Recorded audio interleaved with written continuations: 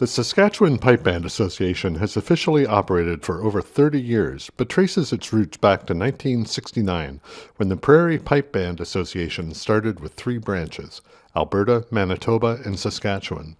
In 1992, the branches formed distinct associations. Piping and drumming have been part of Saskatchewan's culture for hundreds of years. Early settlers brought piping and Scottish cultural traditions to communities throughout the Western Canadian province, and local pipe bands continue those traditions today. As the umbrella organization for pipers, drummers, and pipe bands in Saskatchewan, the SPBA aspires to the familiar aims of promoting piping, drumming, pipe bands, and competitions. However, since day one, the association has differentiated itself by advocating a bond of fellowship with all pipers and drummers, and to assist organizations wishing to form or maintain pipe bands, help incoming players locate bands, and help bands locate players. It's no surprise that the SPBA has run Sound Advice, its highly successful summer school, for decades, bringing in some of the best and most famous instructors on the planet. The SPBA organizes scholarships for deserving Saskatchewan pipers and drummers to attend Sound Advice. The summer school includes women instructors, an attribute that influenced many students' decisions to attend. Last year, Barbara McDonald was elected president of the SPBA. She is currently one of only two women and one of only a handful in history to head a significant piping and drumming association. Her involvement with the SPBA goes back to the 1980s, and her background in piping and pipe bands is stellar. A member of the Grade 1 Simon Fraser University Pipe Band for many years, and pipe sergeant of the Grade 2 City of Regina since the 1990s, she is concurrently a member of the Grade 1 78th Highlanders Halifax Citadel. Her voluntary contributions as a piping teacher are renowned. Over the last 40 years, she has taught hundreds of novice and experienced pipers, organized countless events, and stepped up for piping and drumming at every turn. Under her leadership, the SPBA has continued its commitment to promoting, attracting, and retaining women in piping and pipe bands. McDonald has coordinated think tank discussions with a small group of like-minded women from across North America, exploring ways to increase awareness and provide guidance for piping events, pipe bands, associations, schools, and competitions regarding the equitable involvement of women and girls. Professionally, she is a co-founder of IDEA Diabetes, a nonprofit organization that strives to influence health and quality of life outcomes for people with diabetes. She devotes a considerable amount of her time to traveling throughout Canada to disadvantaged Indigenous communities where the disease is rampant and treatments are few. As part of our continuing association Leadership Spotlight series, we got a few minutes of Barbara McDonald's day to discuss her work with the Saskatchewan Pipe Band Association. It's Pipes Drums, and as part of our ongoing Association Leadership Spotlight series, we are really pleased to be with Barb McDonald. She is the head of the Saskatchewan Pipe Band Association out in the prairies of Canada, and really pleased that you could do this, Barb. Thanks very much. Oh, thanks for inviting me to join you, Andrew. I'm really proud to be able to represent the Saskatchewan Pipe Band Association today. Well, we're glad to have you. Um, all right, you were elected president of the organization about a year ago now. How have things been going? Great. It's really a great group of people with a real community spirit and a willingness to figure out how to drive things forward in a really good way in Saskatchewan. I'm really pleased to be the president. Yeah, there's a lot of commitment out there. We've noticed people who are into piping and drumming in Saskatchewan are really into it, which is great. But what are some of the objectives? I know a year ago you set out, but with in your leadership capacity. But what are some of the objectives you have for the organization? Oh, really looking forward to, protecting and preserving what's here and growing and developing new and young players to ensure there's a legacy that has existed over time and continues to grow and develop. It's a unique spot that we're in the middle of the country, very small province population wise, and I think that there's quite a strong legacy of Saskatchewan players worldwide that are still playing today and continuing to protect and preserve the art. Yeah, and people who might not know the geography, it's a massive province, an area of only about 1.2 million people. I think two people per kilometer, square kilometer, or something like that. Um, Mhm.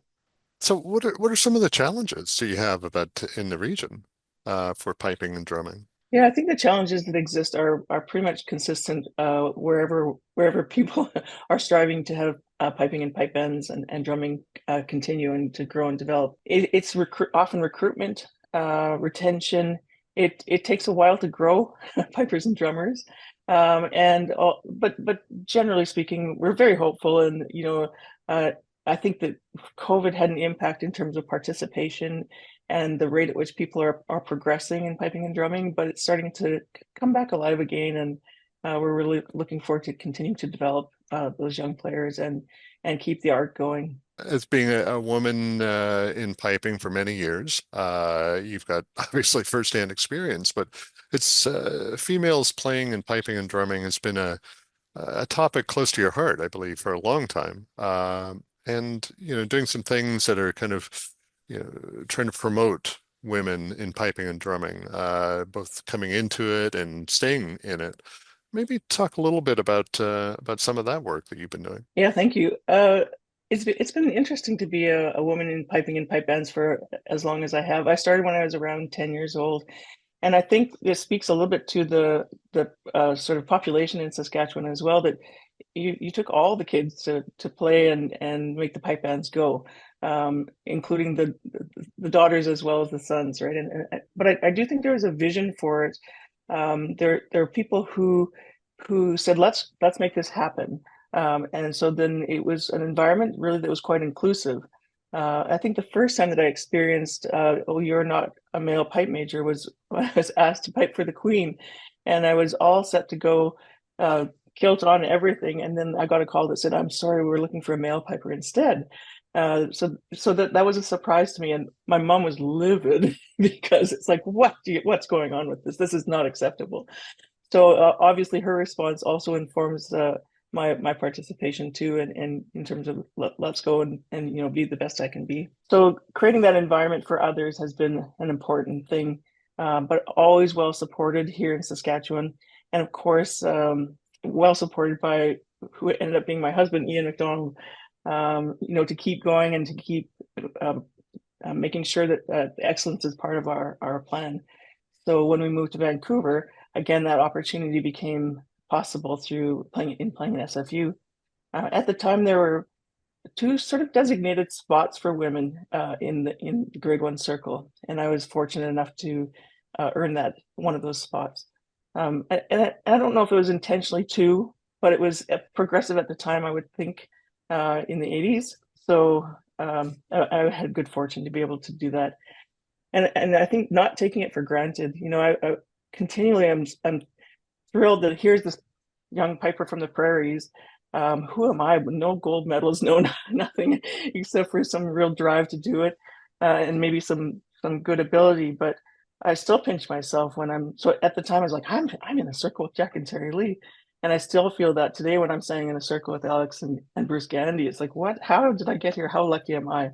And there is a certain element of luck and privilege that goes along with that. So let's look at the environments to make sure that that's accessible to all women and girls throughout the world. Yeah, and landing with SFU, which is, many top female pipers and drummers have been in the ranks and are in the ranks of SFU. So it's a band that's always had an open door when it comes to equality like that. Um, a meritocracy, I guess we could call it. Hmm. Yeah. And so that's terrific. We look forward to seeing some more things on initiatives that you're doing with to attract more females and retain more females in piping and drumming in Saskatchewan and around the world, really. What are you most looking forward to with the SPBA? We just had our AGM a few days ago, and really highlighting that, first of all, we're really grateful to be able to play and continue our music in the lands of the people that were custodians of the earth, and so making sure that we acknowledge the Indigenous peoples from the lands that we are on. And then focusing on the growth and sustainability, but also protecting the legacy. So there's a really good SPBA site where Ian really has been the curator of all the things from history in our pipe band environment. And one of the things that's in that legacy is having a very sound piping and drumming school each summer. So our sound advice school has been a big draw with all kinds of notable instructors. And that goes way back to the Saskatchewan Summer School of the Arts when Don McLeod came out and we had exposure to him. So, making sure that that legacy continues. Another good school plan for this summer.